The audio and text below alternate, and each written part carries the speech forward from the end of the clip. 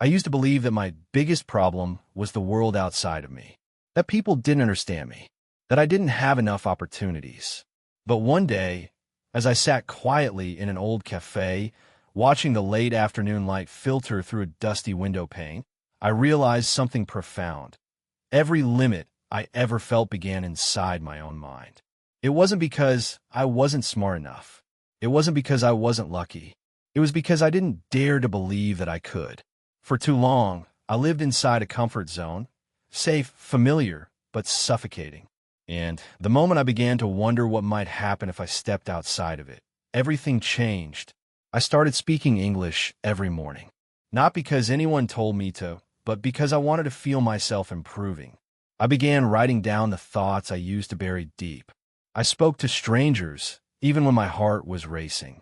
And each of those small acts, they pushed me further away from the person I used to be. And here's what I learned. Your mind is everything. If you can learn to master it, you can master your entire life. In the beginning, growth felt awkward, like wearing shoes that didn't quite fit. I stumbled. I doubted myself. I questioned whether I was just pretending to be brave, pretending to be confident, pretending that I had what it takes. But the truth is, everyone starts by pretending. Confidence doesn't come first, courage does. And courage means showing up when you don't feel ready. It means speaking up when your voice shakes. It means trying even when you're afraid to fail. I remember the first time I tried to hold a conversation in English with someone I didn't know. My words were clumsy. My grammar was off. But the person smiled. They listened. They responded. And in that moment, something clicked inside me. I wasn't dumb. I was just learning. The more I practiced, the better I got. Not perfect, not fluent overnight, but stronger, bolder, more me. That's when I understood. It's not about being the best. It's about being better than you were yesterday. It's about building momentum, slowly, steadily, until you no longer recognize the limits you used to live within. I used to believe that skills were something other people had, people who were smarter, richer, luckier. I thought you had to be born talented to do anything great. But that belief, it was just another invisible chain. And like all chains, it only stayed wrapped around me as long as I let it. The truth is, skills aren't gifts, they're decisions. They're hours no one sees.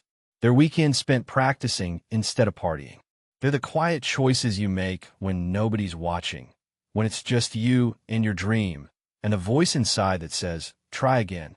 When I made the decision to grow, I didn't know where to start. So I started small. I wrote down 5 things I wanted to be better at: public speaking, writing, emotional control, time management, and English fluency. Not because someone told me these were important, but because deep down, I knew the life I wanted required these tools. I didn't need to have them yet. I just needed to build them. So I did what anyone could do. I got to work. I practiced speaking aloud every day, even if it was just reading a paragraph from a book. I began journaling every night, pouring my thoughts out like a release valve on my mind. I set timers for my tasks and began treating my day like it had value, because it did. I watched motivational videos not for entertainment, but for direction. And I made mistakes, many of them. But slowly, something incredible happened. My life began to change, not because the world got easier, but because I got stronger. And I saw it in others too. One of my closest friends, a woman I'd known since college, had been living a life of quiet heartbreak. Her husband, every few months, would disappear on solo trips. He'd come back emotionally distant, saying cold things like, "I'm not interested in you anymore." I watched the light in her eyes dim over time. But one day, after years of silence, she came to me and said, "I want to change. I want to feel alive again." I told her what I had learned. Start with yourself.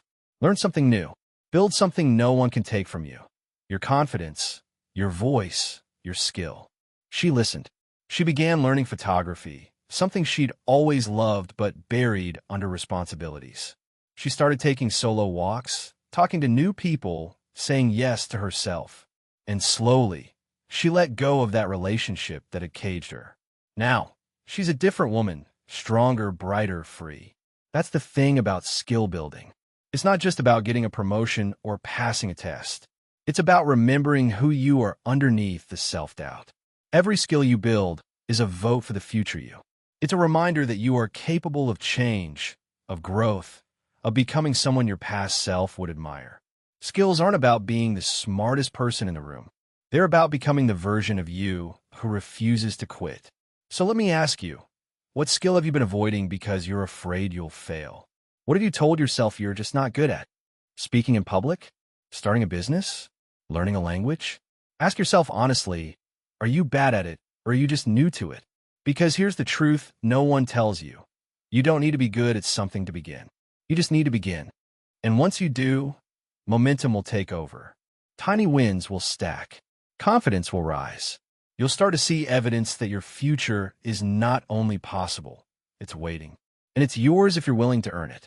So don't wait for perfect conditions. Don't wait until fear disappears. Don't wait until someone gives you permission. Start now. Build now. Grow now. The next chapter of your life begins the moment you decide it does. There's something fear does that most people don't talk about. It shrinks you, not all at once, but slowly, quietly. It convinces you to take one step back, then another. It whispers, stay here. It's safer. No one will judge you. You won't fail. And before you know it, you're not living. You're hiding. For years, I let fear make decisions for me. It told me not to raise my hand, not to speak up, not to share my opinion in a meeting. It convinced me that silence was safer than failure, that invisibility was better than embarrassment. And worst of all, I believed it. I remember one moment vividly. I was in a group meeting, and my boss asked a question I actually knew the answer to. My heart raced. I wanted to speak, but my lips stayed sealed. I told myself, what if I sound stupid? What if I mess up my English? What if everyone looks at me? So I stayed quiet, and someone else answered. The moment passed, and I felt small. Again, that night I couldn't sleep. Not because someone else spoke, but because I didn't. That silence haunted me far more than any mistake ever could have. It was then I realized something that changed my life. The pain of regret is far greater than the discomfort of fear. Fear fades, but regret lingers. So the next day, I made myself a promise. I will no longer run from the things that scare me. I will walk toward them. The first step was uncomfortable, painfully so. I challenged myself to speak to one stranger a day. Sometimes I complimented someone's shirt. Sometimes I asked a barista how their day was going. Small things. But to me, they were terrifying. My heart raced. My palms sweated. I stumbled over my words. But I did it. And something strange happened. The fear didn't grow. It shrank. It got quieter. It backed down. Because fear has no fuel when you stop feeding it avoidance. When you confront it, it loses power. Eventually, I began speaking in group settings. I still got nervous, but I spoke. I began asking questions in workshops. I began volunteering to lead. And I realized something powerful. I wasn't shy. I was scared. And scared people don't need silence. They need courage. If you're reading this and there's something you know you're avoiding, a conversation, a decision, a change, then hear me clearly. It will never feel easier until you begin. Waiting doesn't shrink fear. Action does. Think of fear like a shadow on the wall. When you're across the room, it looks huge. But when you walk up close, you see it for what it really is, an outline, not a monster. The same goes for speaking your truth, for setting boundaries, for learning a new language, for standing on a stage, for starting over. And you don't have to be fearless. You just have to be braver than your excuses. I once read a quote that said, "Everything you've ever wanted is on the other side of fear." And I believe that with all my heart. Because the moment I started facing my fears, truly facing them, I began meeting parts of myself I never knew existed. Strong parts, compassionate parts, wise parts. Courage didn't change the world outside me, but it changed how I showed up in it. And that was enough. So ask yourself now, honestly, what is fear stopping you from doing? And then ask the better question, what will my life look like if I keep letting it? Because every time you face a fear, no matter how small, you reclaim a piece of your power. You remind yourself that you are not a prisoner of hesitation, but a builder of your own freedom. So go ahead, make the call, start the conversation, show up nervous, speak up anyway, because fear might always be a part of the journey, but it should never be the driver. There's a lie I used to believe. one that almost stole years of my life. It sounded innocent at first, reasonable even. It said, "Wait until it's perfect."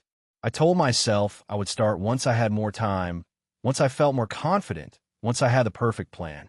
But perfect never came, because the lie of perfection is really a disguise for fear.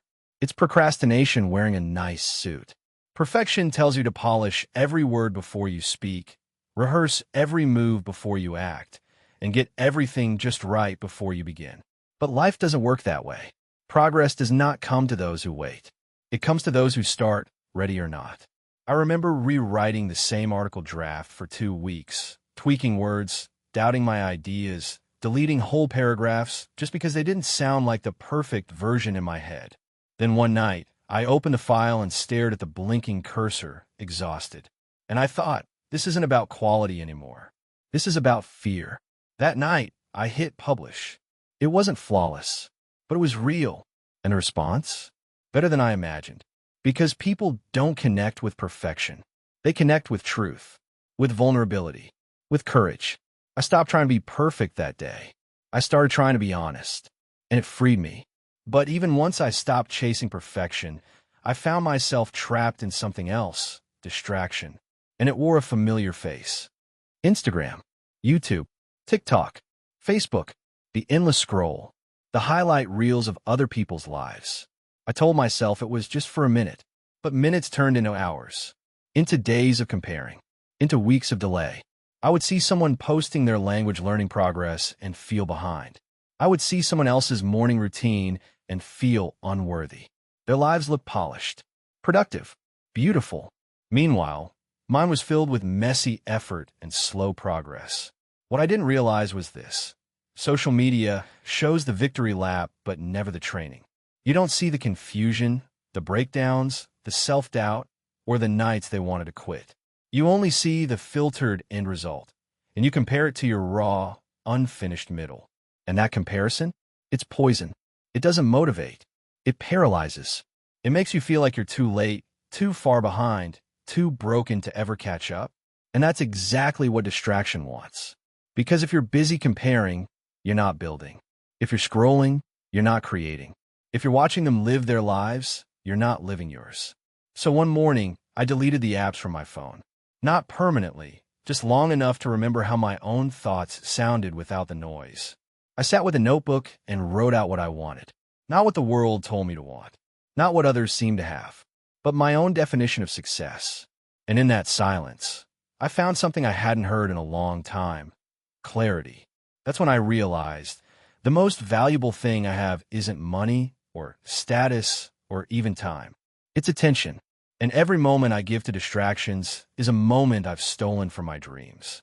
So if you feel like you're constantly busy but never moving forward, ask yourself honestly, what am I giving my attention to? Because your dreams aren't built in one day. They're built in stolen minutes, reclaimed focus, tiny choices. They're built in the hours you wrestle your phone out of your own hands and choose to show up, to learn, to practice, to try. Perfection won't get you there. Distraction will only delay you. But consistent, messy action, that will build a life you're proud of. So let go of the illusion. Shut down the noise. And focus forward. You don't need perfect. You just need to begin and keep going. There comes a point in your journey, not right at the start, but somewhere deeper in, when you realize something that both hurts and heals. Not everyone can come with you. At first, you want them to. You think if I change, they'll change too. If I grow, they'll grow beside me. And sometimes that happens. But often it doesn't. Because growth is uncomfortable, and not everyone wants to feel discomfort. Some people would rather stay exactly where they are, even if it means pulling you back with them. I learned this the hard way. There was someone in my life I had known for years. We had laughed together, shared secrets, been through hard times. But as I started working on myself, learning, evolving, healing, I began to feel something shift.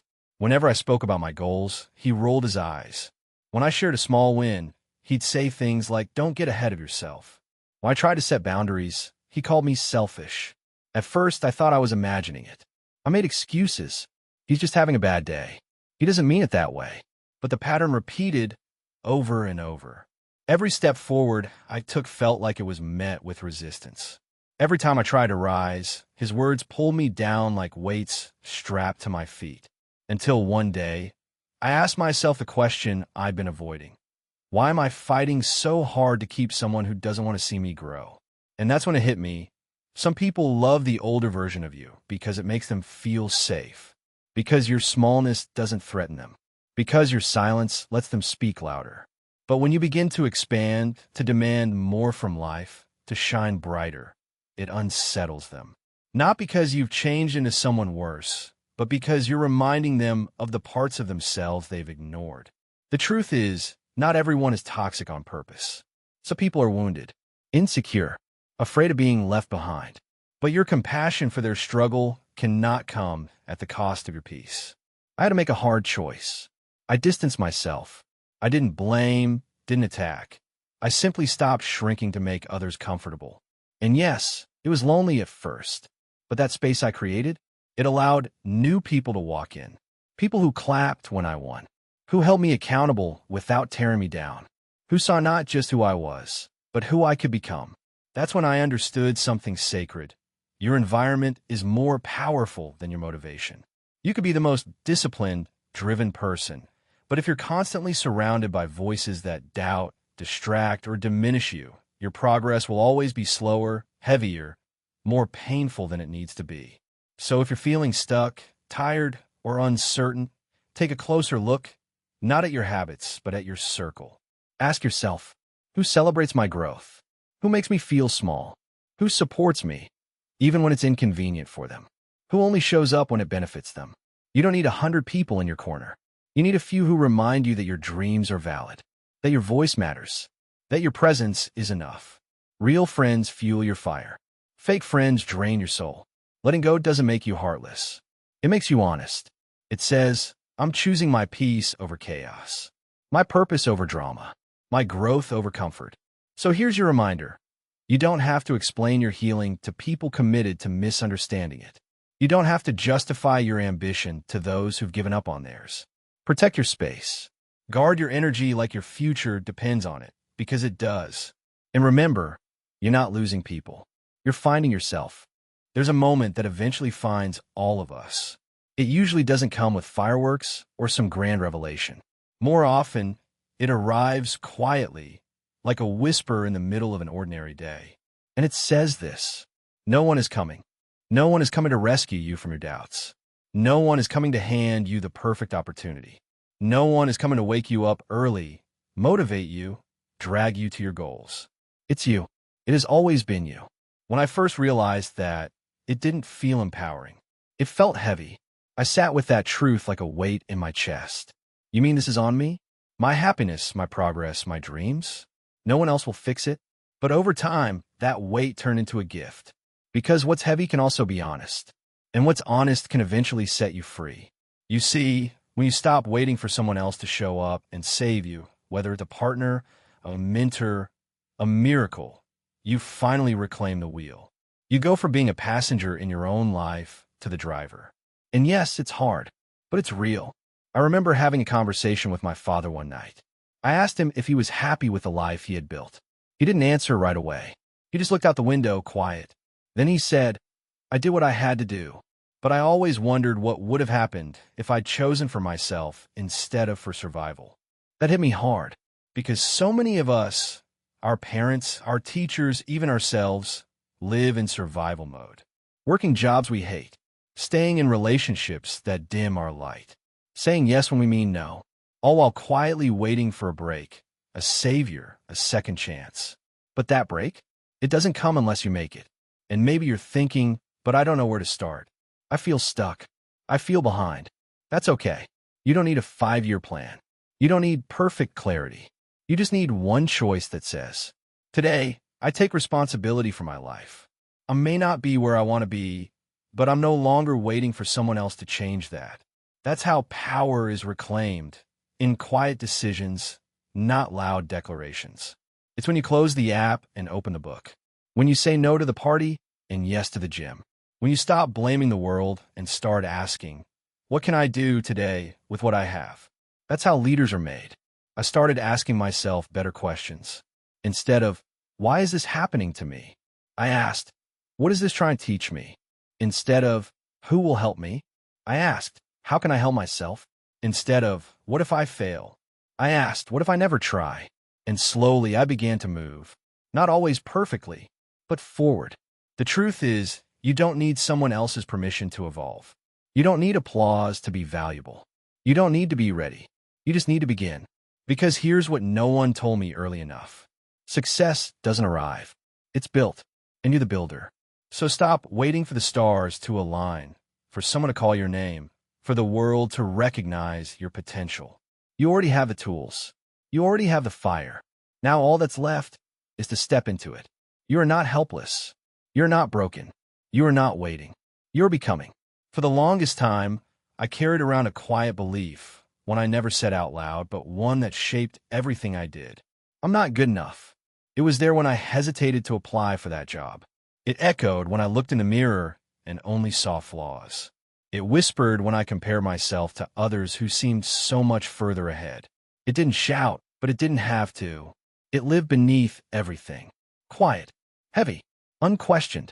The most dangerous lies aren't the ones others tell us. They're the ones we tell ourselves and call truth. And the most heartbreaking part? No one else had to put me down. I did it to myself. I told myself I wasn't smart enough, so I didn't ask questions. I told myself I wasn't worthy of love, so I stayed silent when I needed support. I told myself I wasn't talented enough, so I never shared what I created. But then one day, I heard a small voice inside that said something different. It didn't sound confident or loud. It sounded scared but honest. It said, what if you're wrong about yourself? That question cracked something open. I began to look at my story differently. I remembered the things I'd survived, the times I'd kept going when it would have been easier to quit. I remembered how I used a struggle to form a full sentence in English, and now I could express whole ideas.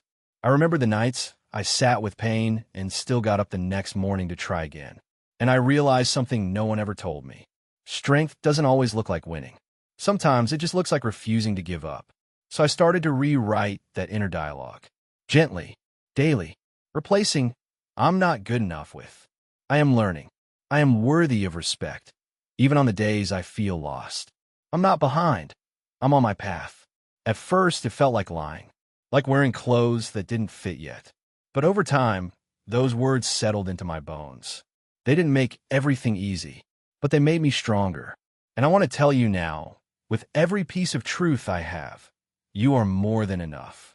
You were never meant to be perfect. You were meant to grow, to evolve, to make mistakes and learn from them. You were never supposed to be someone else. You were meant to become you. And I know that voice in your head can be cruel. It remembers every failure. It replays every insult. It magnifies every flaw. But that voice, it's not you. It's a shadow of old pain, old shame, old fear. You are not your doubt. You are not your past. You are not the worst thing that's ever happened to you. You are potential, fire, resilience. And if no one told you today, let me be the first. You're allowed to start over. You're allowed to want more. You're allowed to succeed, even if you failed before. So when your mind says, I can't, answer back with, watch me. When your fear says, what if you fail? Answer with, what if I fly? Because the truth is, every person you admire started exactly where you are, unsure, unready, and afraid. But they moved anyway, and so will you. You don't need to be anyone else. You don't need to wait for more confidence, more praise, or more permission. You are enough, not because of what you've done, but because of who you are becoming. It started with a simple question I asked myself one night while brushing my teeth. What will they remember about me? Not just what I did, but who I was. Not just the job title or the achievements, but the feeling I left behind. Not just the photos, but the fingerprints I left on people's lives. I didn't ask that question to be dramatic. I asked it because for the first time, I was tired of only thinking about now. About how to get through the day, how to survive the week, how to keep up. And I realized something heartbreaking. I had been living reactive, not intentional. I was constantly responding to life, emails, problems, insecurities, but I wasn't shaping it. I wasn't building something that would last beyond a to-do list. That question stayed with me for days. One afternoon, I sat down with my mother. She had lines on her face I hadn't noticed before. Her voice was softer now. She told me about the sacrifices she made when I was a child, how she skipped meals so I could eat, how she worked night shifts just to keep the lights on. She said it so casually, as if it were nothing. But it wasn't nothing. It was everything, and it broke me, because I realized someone had already been thinking about legacy long before I ever did. She wasn't rich. She didn't leave behind buildings or businesses, but she left something far more powerful, a living example of love, resilience, and devotion. That's when I began to see my life differently. Legacy isn't some grand event that happens after you're gone. It's being written every day in small, quiet choices. It's in how you speak to people when you're tired. It's in how you show up when no one's clapping. It's in whether you choose fear or courage when both are available. I started asking myself better questions. Will my future self thank me for what I'm doing today? Am I planting seeds or just passing time? What will my children or the people I influence inherit from me? Not in wealth, but in wisdom. I don't want to pass down trauma. I want to pass down strength. I don't want them to inherit my anxiety. I want them to inherit my discipline, my hope, my proof that change is possible. Because here's the truth. You are the result of someone else's fight, and someone else will become the result of yours. Every time you choose growth over comfort, you leave a trail. Every time you forgive when it's hard, you teach someone else that peace is possible. Every time you get up after failing, you show someone that failure isn't final. You may not see it now, but you're already someone's role model, even if they haven't told you yet. A younger sibling, a quiet coworker, a future version of your own child, or maybe just a stranger watching from the sidelines, praying that someone like you will show them it's okay to keep going. And that's what legacy is. It's not about being perfect. It's about being present. It's about showing up, even when it's hard. It's about building something you may never fully see, but that others will live inside of. So don't ask what the world owes you. Ask what you want to leave behind. Will it be bitterness or hope? Resentment or courage? Fear or faith? Because the truth is, your name will be remembered for something. Make sure it's something worth remembering. I used to think that success was a sudden event, a big break, a magical moment when everything finally made sense and life transformed overnight. But life never handed me a moment like that. There was no grand turning point, no life-changing announcement, no camera-ready climax, just quiet mornings, repeated choices, 100 moments when I didn't want to try, but did anyway. That's when I learned success isn't found in a moment. It's built in a routine. There was a time I used to wake up and check my phone before I even got out of bed. I'd scroll mindlessly, notifications, headlines, other people's lives, until half my morning disappeared. I wasn't lazy. I wasn't undisciplined. I was just directionless. I didn't have a rhythm. And without rhythm, you drift.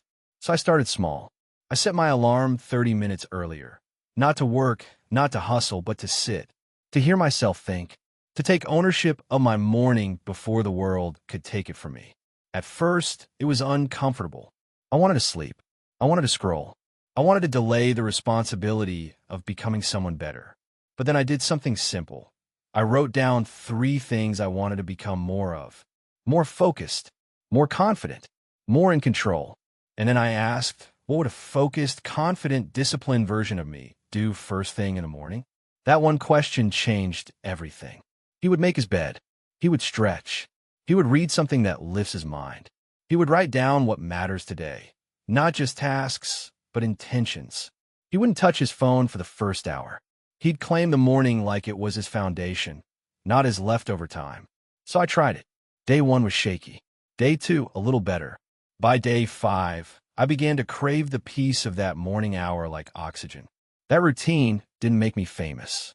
It didn't make me rich, but it made me stronger, calmer, clearer. And most importantly, it reminded me who I wanted to be before the world told me who I should be. And isn't that the point of routine? It's not about rigid schedules or endless checklists. It's about reminding your future self that you care enough to show up today. You see, Motivation comes and goes. It's fragile. It burns fast and dies faster. But routine? That's how you stay on fire, even when the world throws rain at you. I used to wait for inspiration. Now, I build a life that doesn't rely on it. Because once your routine becomes your rhythm, you stop asking if you'll show up. You just do. Not because it's easy, but because it's who you are now. So ask yourself, what does the future version of me look like? And what would that version of me do every morning?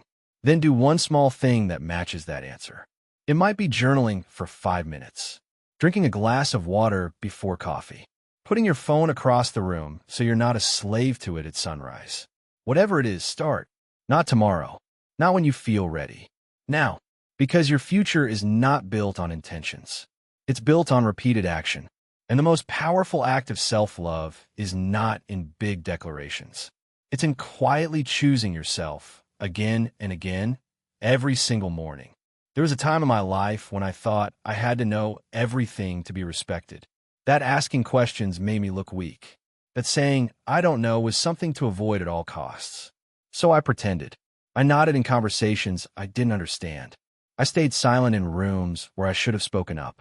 I let opportunities pass because I was too afraid of being seen as a beginner.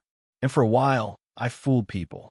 But inside, I was empty because pretending to know is the fastest way to stop growing. One day, I walked into a seminar I didn't want to attend. It was on something I barely understood, personal finance. I sat in the back, arms crossed, telling myself, I already know the basics. I'll just stay quiet and get through this. But the speaker said something I'll never forget. The most dangerous place you can be is thinking you already know enough. That sentence sat with me like a mirror I couldn't look away from. Because the truth was, I didn't know enough. Not about money, not about health, not about relationships, and definitely not about myself. That day, I raised my hand for the first time in a long time, not to speak, but to ask. I asked a question that felt small, even stupid, but the moment I asked it, something shifted. I felt lighter. Because humility doesn't shrink you, it frees you. It gives you permission to learn again. From that day forward, I made a decision. I will no longer pretend to be further than I am. I will honor my ignorance so I can transform it into wisdom. I became a student of everything. I listened more. I took notes. I read books cover to cover instead of skimming for quotes. I watched people who were better than me, not with envy, but with curiosity. How did they speak? What did they prioritize? What were they still working on? And the more I learned, the more I realized how much I didn't know. It was terrifying, but also exhilarating. Because when you admit you don't know, it means you're open. And openness is how every great transformation begins. I started applying this in every area of my life. When I struggled to communicate, I didn't beat myself up. I studied communication. When I felt overwhelmed by emotions, I didn't label myself broken. I researched emotional intelligence. When I couldn't manage my time, I didn't say I'm just not organized. I learned systems and routines from people who were. And slowly, I became the person I used to admire. Not because I had all the answers, but because I had the courage to ask better questions. You don't need to be the smartest person in the room. You just need to be the most curious, the most honest, the most willing to grow. And yes, there will always be people who act like they know everything. Let them. Their pride is their ceiling. You have no ceiling. Not if you stay humble. Not if you stay learning. So here's your reminder. It's okay to say, I don't know. It's okay to ask for help. It's okay to be a beginner, again and again and again. Because the person who thinks they know it all stays stuck. But the person who says, teach me, unlocks a whole new world. So drop the ego. Pick up the pen. Take the class. Ask the question. Be a student of life, not just today, but forever. Because growth doesn't belong to the proud. It belongs to the hungry. There was a season in my life where every day looked the same. I would wake up late, not because I was tired, but because I had nothing pulling me out of bed. I'd scroll through my phone, tell myself I'd start in 10 minutes, then 20, and before I knew it, the day had slipped through my fingers like sand. I wasn't depressed. I wasn't broken. I was just disconnected from my purpose, from my drive, from the version of myself I used to believe I could become. That's the dangerous thing about laziness. it doesn't scream. It whispers. It tells you there's always tomorrow. It convinces you that you'll start when you feel ready. It promises rest, but delivers regret. And the worst part is, I believed it. I used to look at people who were disciplined and think they were different than me, that they were born with more motivation, more energy, more ambition. But the truth is, they weren't built differently. They just stopped negotiating with their excuses. One afternoon, I remember sitting on the floor of my apartment, surrounded by undone tasks, unread books, unopened dreams. I asked myself, is this really who I want to be? Not in 5 years, not next month, today.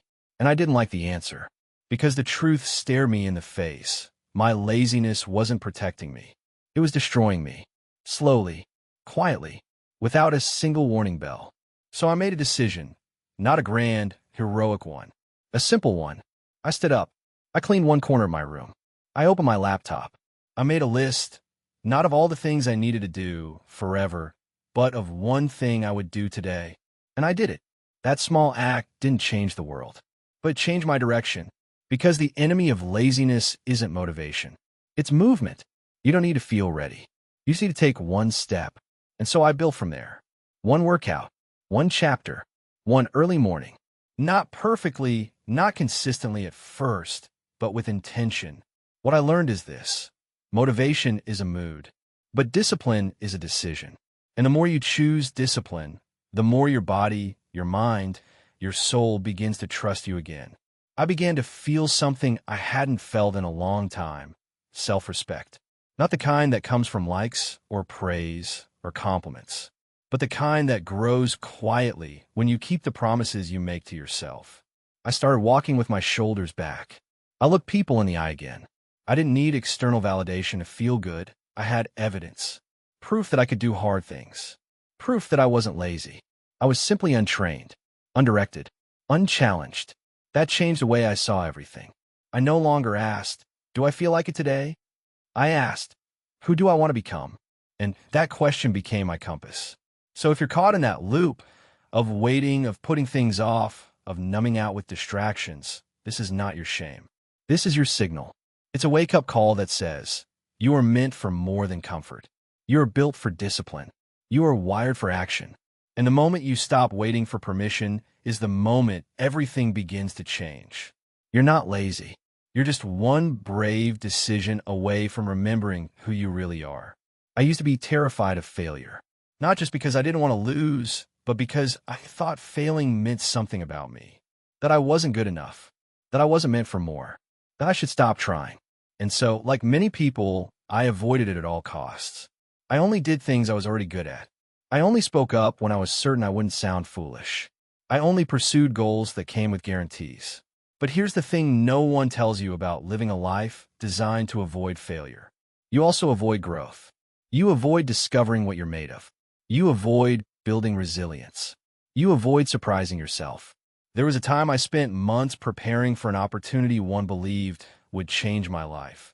A promotion I thought I was born for. I studied. I practiced. I gave it everything. But when the day came, someone else got it. And I didn't. I remember sitting alone in my car afterward, stunned. Not even angry, just hollow. All that effort, all that hope, gone in one sentence. That night, I questioned everything. Maybe I wasn't cut out for more. Maybe I had overestimated myself. Maybe I was a fool for dreaming so big. But somewhere in the silence, something deeper came to the surface. Not a thought, but a knowing. This isn't the end. This is the beginning. Because failure has a strange gift. It brings clarity. It burns away the illusions. It reveals what matters. It forces you to look inward and ask, was I chasing this for approval or purpose? Was I doing it for recognition or for real meaning? The next morning, I woke up different, still bruised, but determined. I didn't delete the dream. I sharpened it. I reevaluated. I studied harder. I asked for feedback, brutally honest feedback. I stepped outside my ego and listened. And with each lesson, I grew, not just in skill, but in self-respect. You see, failure didn't break me. It built me. It taught me how to lose gracefully, how to rise quietly, how to carry on without applause. how to trust the process, even when the outcome wasn't what I hoped for. And eventually, that opportunity one thought I had lost forever, it returned. Different form, different timing, but this time I was truly ready. So if you're afraid of failing, I want you to ask yourself this. What if failure isn't a stop sign, but a teacher? What if it's not there to crush you, but to sharpen you?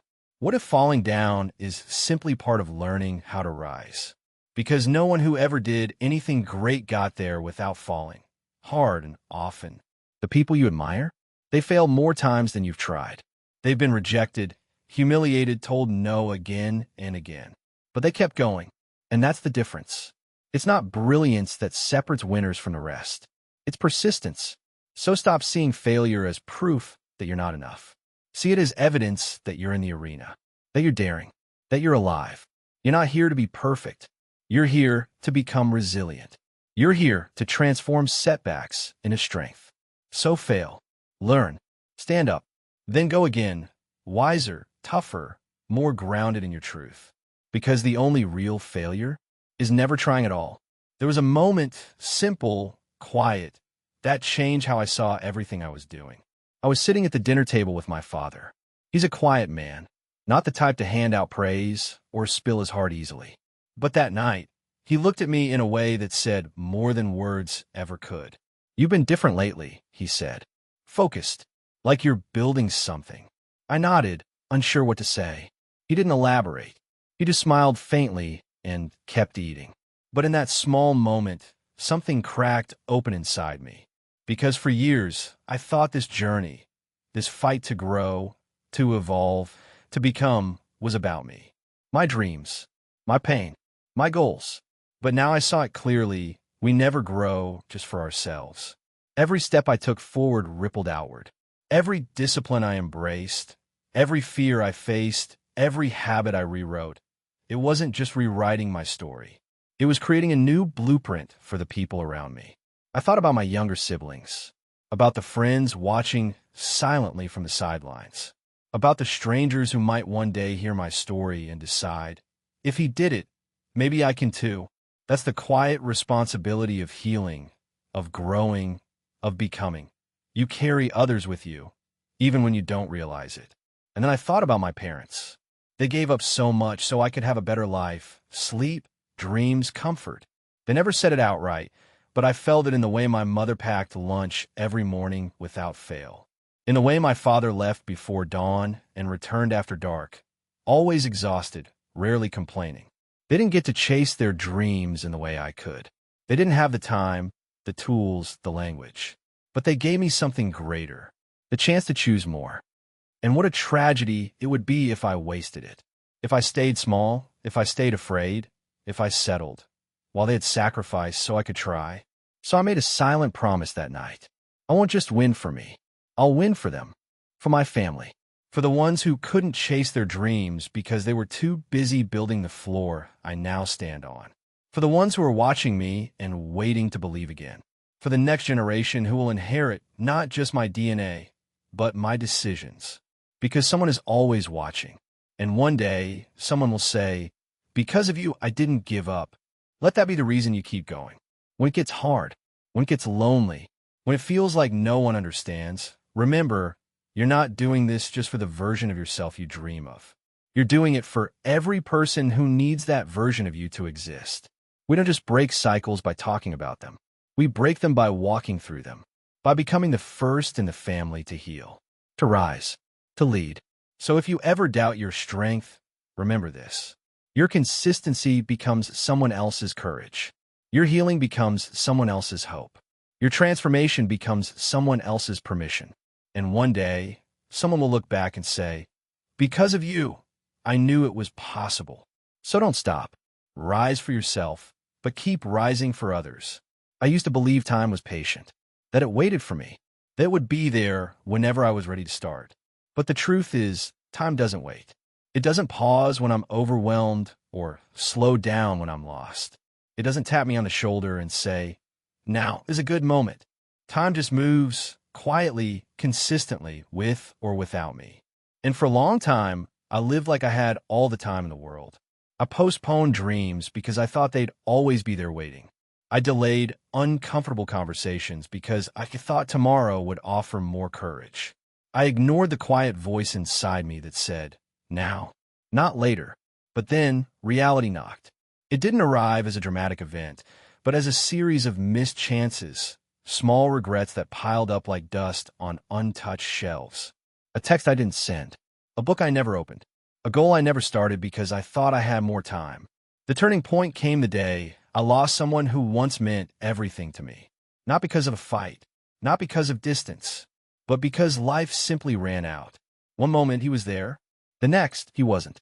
And all the plans we said we'd get around to, coffee dates, deep talks, trips we swore we'd take, vanished. That's when I realized how fragile and precious time really is. It doesn't bend for our procrastination. It doesn't reward hesitation. And it certainly doesn't give second chances for the moments we ignore. Since that day, I stopped waiting. I stopped living in someday.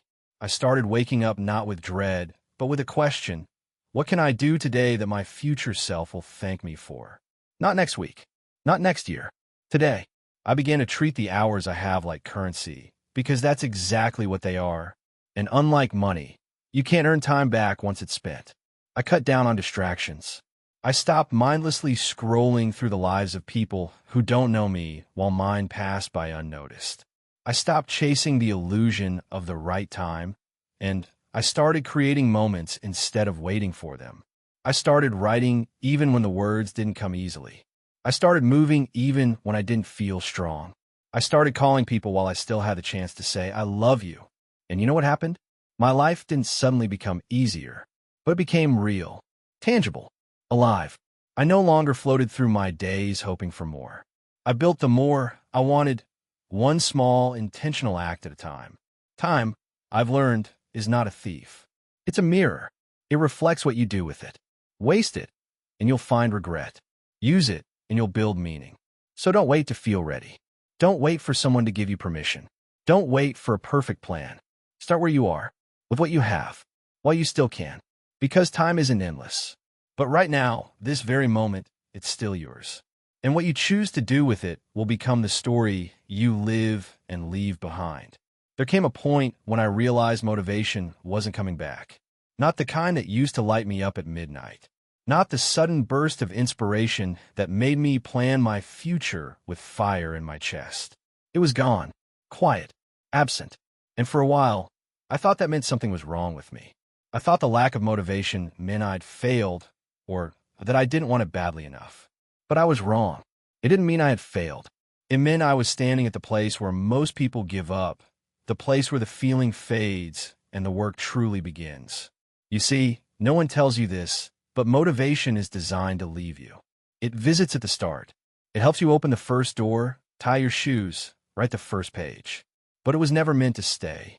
Because if you had motivation forever, you'd never need to become strong. And strength is what's required to go the distance. So I learned to stop depending on feelings. I learned to show up whether or not the fire was burning. I trained myself to do the work even when I didn't feel ready. And that's when everything changed. Because discipline is what shows up when you don't want to, but do it anyway. It's the version of you that says, I don't feel like it, but I made a promise. It's the quiet voice that pulls you out of bed when your dreams are still too far away to feel real. It's the hand that closes the app, picks up the book, steps outside into the cold air to go for the run. Not because it's easy, but because it's necessary. I started small. I picked one thing a day I would do no matter what. Some days it was reading 10 pages. Other days it was stretching, journaling, studying, drinking water before coffee. It didn't matter how small. What mattered was keeping my word. And every time I did, I rewired something deep in me. I began to respect myself in a way I never had before. Because I was no longer someone who waited for the mood to strike. I had become someone who kept going, even in silence. Especially in silence. And slowly, the confidence returned. Not the kind that comes from feeling good, but the kind that comes from keeping promises no one else can see. The kind of confidence that builds from a pile of ordinary days done with extraordinary consistency. That's the gift of discipline. It doesn't shout. It doesn't beg to be noticed. It simply builds, quietly, brick by brick. So if you're tired of quitting, if you're tired of starting over every Monday, if you're tired of waiting for the right mindset, stop chasing motivation. Build rhythm. Build systems. Build character. Wake up not to chase inspiration, but to keep the promise. Because on the days you don't feel like it, when it's boring, uncomfortable, lonely, those are the days that define you. Those are the reps that count. Those are the steps that separate the dreamers from the doers. So no, I don't feel inspired every morning, but I still show up. I still do the work. I still carry the vision. And that, more than talent, more than timing, more than motivation, is why I'm becoming who I was always meant to be. I used to think failure was a sign that I should stop, that it meant I wasn't good enough, or ready, or capable. Every time something didn't work, I took it personally, like the world was telling me to give up. I saw closed doors as warnings, silence as rejection, slow progress as a kind of shame.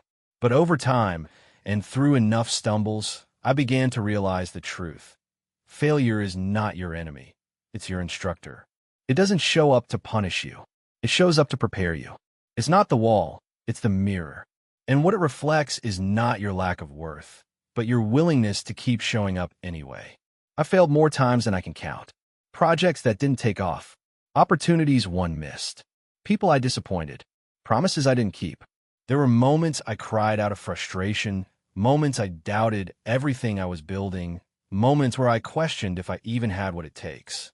But every single failure, every single crash, gave me something success never could.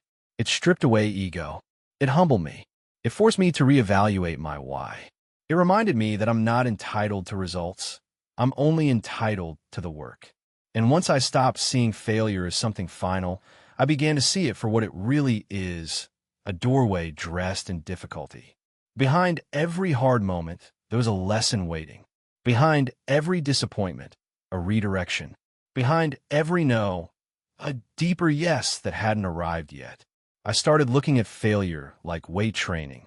The first time you lift, you're weak. You shake. You drop the bar. But every repetition, every strain, every moment where you push through the resistance, that's what makes you stronger. Not because it feels good, but because it forces growth. So I failed forward. I started to walk into challenges expecting things to go wrong.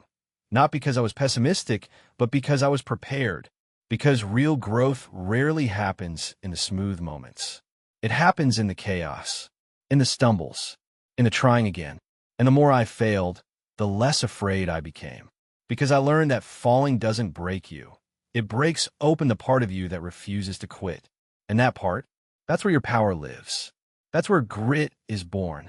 That's where you stop caring about how things look and start caring about how much you've grown. So now, when I fall, I don't collapse. I calibrate. I ask better questions. I listen deeper. I adjust. And I rise, not as who I was, but as someone wiser, more grounded, more equipped for what comes next. You see, the goal is never to avoid failure. The goal is to fail cleaner, to fail with intention, to fail in the direction of progress. Because the people you admire, the ones who've built something meaningful, they're not the ones who always got it right. They're the ones who kept showing up after everything went wrong. So if you've fallen good, that means you're in motion. That means you're playing the game. That means you're alive. Just don't stay down. Don't stay silent. Don't stay still. Stand up. Shake off the dust. Learn what you need to learn. And move again. Because in the end, what will define you is not how many times you fell, but how many times you rose anyway. There comes a moment, often quiet and unexpected, when you finally realize this journey isn't just about you. At first, it is. At first, you start because you're tired of feeling stuck, because you want more, because your future scares you and inspires you at the same time. But somewhere along the road, usually after you've failed, healed, gotten back up again, you begin to see something else. You begin to notice the eyes watching you silently from the side. A younger brother, unsure of his worth. A tired parent, still holding on to old dreams they never had the chance to chase. A friend who laughs a little too loud to hide how lost they feel. And in that moment, it hits you. You're not just building a life, you're becoming a living example. Your effort, your discipline, Your refusal to quit, it's not going unseen. Someone out there is watching you and thinking, if they can do it, maybe I can too. And that maybe might be the first spark they've felt in months. I remember the day my cousin called me. We hadn't spoken in a while. Life had taken us in different directions. But he had seen the changes, my consistency, the energy I'd built around my new routine, the way I was finally doing what I said I would. And he said, "You made me believe again." He didn't need a lecture. He just needed a mirror, someone to remind him what was possible. And that's when I knew we rise not just for ourselves, but for the ones who are still sitting in the dark, wondering if it's too late. Your transformation becomes their permission. Your courage becomes their map. Your daily choices create a ripple that echoes far beyond what you'll ever see. So when you feel tired, remember, someone else is borrowing your strength to carry on. When you feel like quitting, remember, your decision to keep going might just be the reason someone else chooses to try again tomorrow. Because this world doesn't need more perfect people. It needs more real ones. People who struggle, but still show up. People who fall, but still stand tall. People who don't have all the answers, but refuse to stop asking better questions. And that can be you. That is you. Right now. Right here. You don't need to wait until you've made it to inspire someone. Just be honest. Just be consistent. Just keep going. Because in the end, the life you're building is more than a personal project. It's a legacy. One that tells everyone around you. Change is real. Growth is possible. And you're never as far behind as you think. You are the proof. Not because you're perfect, but because you're still here. Still fighting. Still rising.